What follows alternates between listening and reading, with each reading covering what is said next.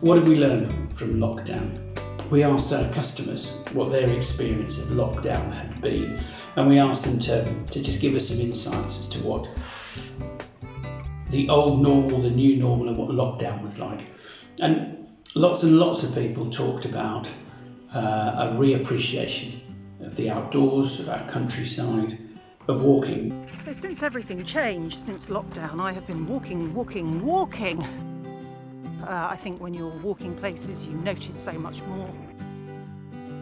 I've noticed how many allotments there are near where I live and how well kept they are.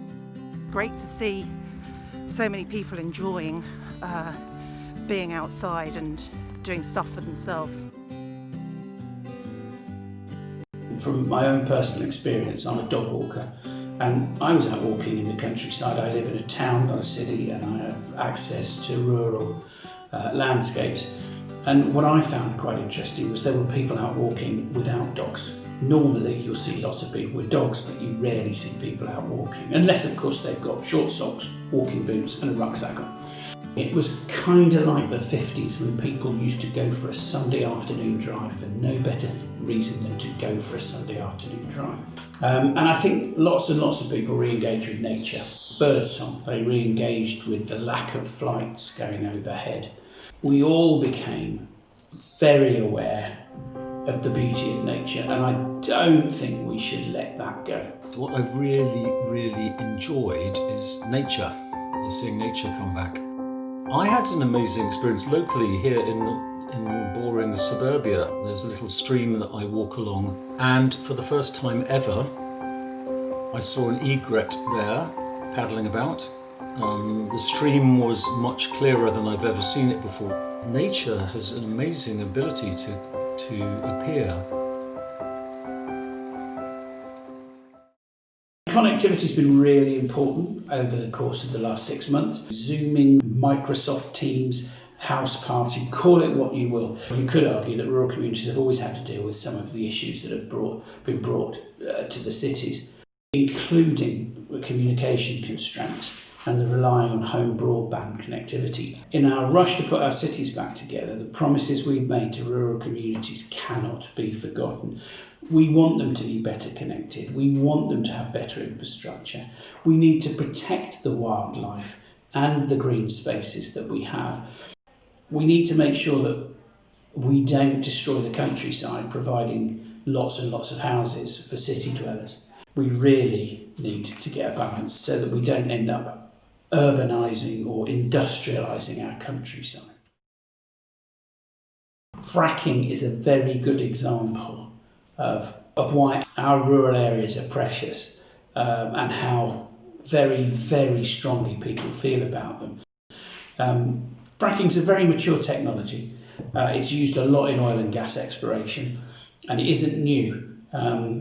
But bringing it to the countryside in the UK brought to a head a lot of feeling, not just about the oil industry, not just about the fracking industry, but also the protection of our rural landscapes. And we ought to learn from that. We need to protect what we love and at the same time acknowledge the urgency of climate change. Realistically, electricity is the clean fuel of the future. Wind turbines are a mature and known technology. And turbines, I think, are by far the easiest way to produce that electricity. And this government has reversed legislation on planning that means we can now have onshore turbines as well as offshore turbines. But we've got a duty to ensure to future generations that it's not just a green future, it's a sustainable future. And you know, a sustainable future recognises that there is good green energy and there is bad green energy. Migrating birds are a point to consider. My own personal belief from the research I've done is that birds do not fly into wind turbines, but there is evidence that suggests that some do. And if we're siting wind turbines, then we ought to site them away from migratory paths for birds. And that's not a difficult thing to do, and it's not an unreasonable thing to request. Equally, if you talk to the angling community, and whether you agree with fishing or not, but migrating fish can often be affected by by renewable generation using free-flowing water as a source of energy.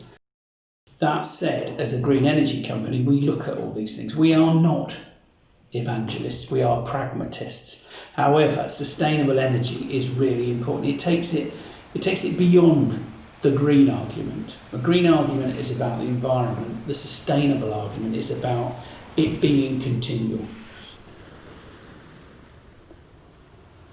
And we have a tariff called Eco Energy, where Eco Energy is a European NGO that audits the energy that we use for our Eco Energy tariff to ensure that the energy doesn't come from migrating bird parts with turbines. It doesn't come from any water generation that affects migrating fish.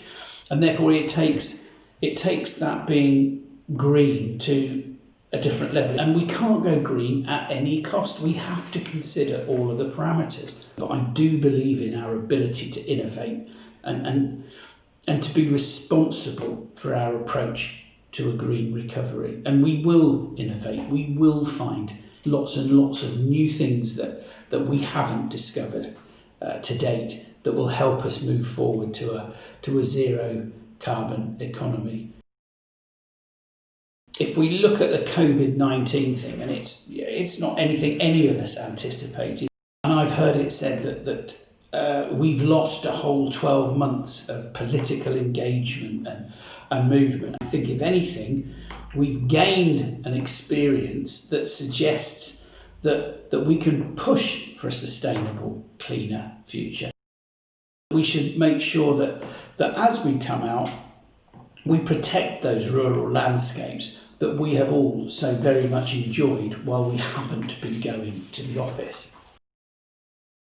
But change is possible. We do have the proof. COVID-19, if it did nothing else, demonstrated that governments around the world are prepared to crash their economies to save lives.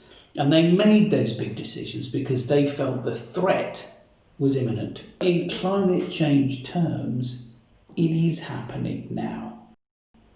We've been in business for 20 years and that time has flown by. 2050 is just 30 years away. And I'm not an alarmist and I'm not an Armageddon theorist. I do believe that we have the ingenuity to find our way and to use science to get out of the worst ravages of climate change. But governments, our own government and governments around the world decided that the imminent present threat of COVID-19 was sufficiently large that they would make huge decisions in terms of what they would ask of us. We in turn made huge decisions to agree with our governments and to curtail our freedom and to take actions for the greater good. So we can do it. We just need to understand that the problem we've got to deal with is facing us now, and it's not a problem that our kids or our grandchildren should be expected to deal with.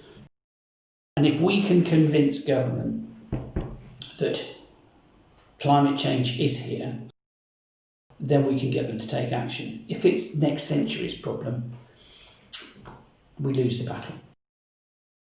When we all understand the benefits of modifying our behaviour for the greater good, real change happens.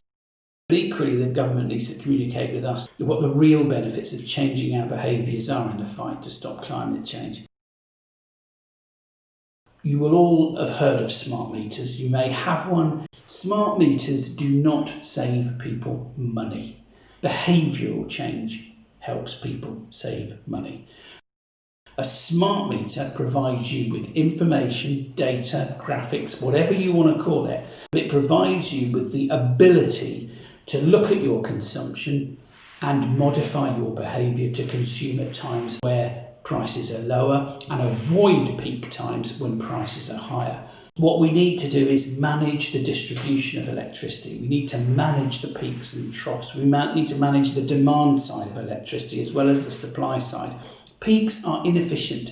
If we can iron out the peaks, we need less generation, less emissions. That's what smart metering does, that getting us all to work together for a common goal. And we've all done that this year. We've all worked together to try and make sure that we keep the R rate of COVID-19 down. So we are capable of taking on that wider, bigger message and acting towards achieving the goal. In summary, it has taught us to protect the beauty of our wide open spaces so we can continue to enjoy them. It has taught us the value of being connected and that it is a basic human need, but in today's fast-paced world, that includes virtual connection, but personal connection. Saving lives this year has been more important than our economy. So we do have some really core human values in society and in government. And that when our leaders understand danger is absolutely imminent, they can make big decisions. But equally, we can't go green at any cost. We have to consider all of the parameters. We need to protect what we love and at the same time acknowledge the urgency of climate change. When we all understand the benefits of modifying our behaviour for the greater good, real change happens. Think about April 2020.